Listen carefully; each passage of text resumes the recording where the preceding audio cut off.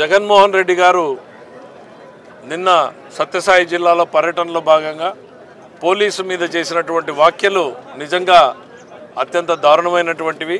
ఆ రకమైనటువంటి భాషని ఒక మాజీ ముఖ్యమంత్రి స్థాయిలో మాట్లాడడము అంటే ఆయన సంస్కారం ఏంటి అనేటువంటిది అర్థమవుతోంది.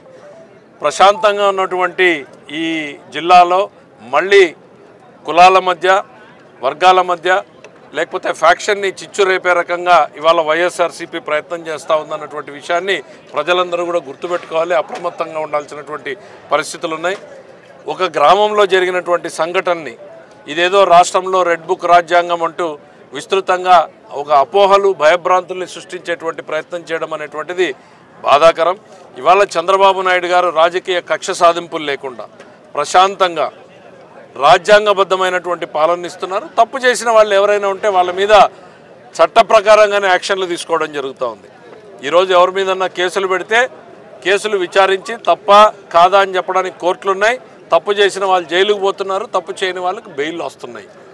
అంతేగాని ఇవాళ రాష్ట్రంలో ఎక్కడా కూడా పోలీసుల్ని స్వేచ్ఛాయుత వాతావరణంలో పనిచేసేటువంటి అవకాశం కల్పించినటువంటి ఏకైక ప్రభుత్వం చంద్రబాబు నాయుడు గారి ప్రభుత్వం.